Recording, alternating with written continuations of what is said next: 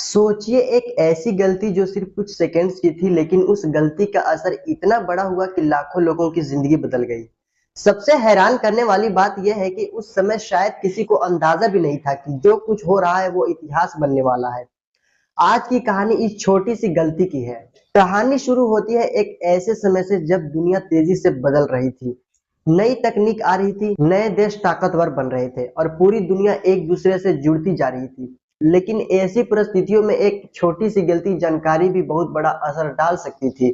एक दिन एक महत्वपूर्ण फैसला लिया जाना था। लोगों को लगा कि सब कुछ सामान्य तरीके से होगा, लेकिन तभी एक ऐसी जानकारी सामने आई जिसमें एक छोटी सी गलती थी और यही गलती आगे चलकर पूरी घटना का सबसे महत्वपूर्ण हिस्सा बन गई। अब यहाँ एक सवाल आता है, अगर गलती इतनी छोटी तो उसका असर इतना बड़ा कैसे हुआ? क्योंकि उस समय एक इंसान ने उस जानकारी पर भरोसा कर लिया। उसने दोबारा जांच नहीं की और यहीं से घटनाएं तेजी से बदलने लगी। एक फैसला लिया गया, फिर उसे जवाब में दूसरा फैसला लिया गया, फिर तीसरा, और देखते ही देखते एक छोटी सी गलती कई बड़े फैसलों की वजह बन गई। यही इतिहास की सबसे खतरनाक चीजों में से एक है। कई बार बड़ी घटनाएं किसी बड़ी योजना से नहीं बल्कि छोटी छोटी गलतियों से श्रृंखला से शुरू होती है। अब जरा इस घटना को आज की दुनिया से जोड़कर देखिए। आज हमारे पास इंटरनेट है।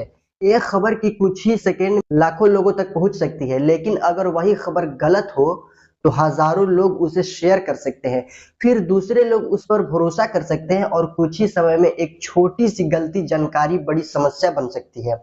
यानी तकनीक ने हमारी जिंदगी आसान जरूर की है, लेकिन इसके साथ हमारी जिम्मेदारी भी बढ़ गई है।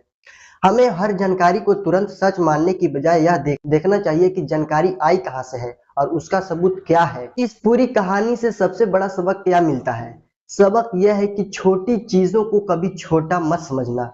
बहुत बड़ी गलती हो सकती है। एक छोटी गलती, एक गलत फैसला, एक बिना जांची हुई खबर और एक पल की जल्दबाजी, इनमें से कोई भी चीज आगे चलकर बहुत बड़ा असर पैदा कर सकती है। इसलिए अगली बार जब आपको कोई बड़ी खबर मिले तो उसे तुरंत आगे भेजने से पहले सिर्फ कुछ सेकंड रुकिए, पूछिए क्या ये सच है, इसका सबूत क्या है और इस जानकारी का असली स्रोत कौन है। क्योंकि आज के समय में सबसे ताकतवर इंसान वो नहीं जिसके पास सबसे ज्यादा जानकारी है, बल्कि वो है जो सही और गलत जानकारी के बीच फर्क कर सके।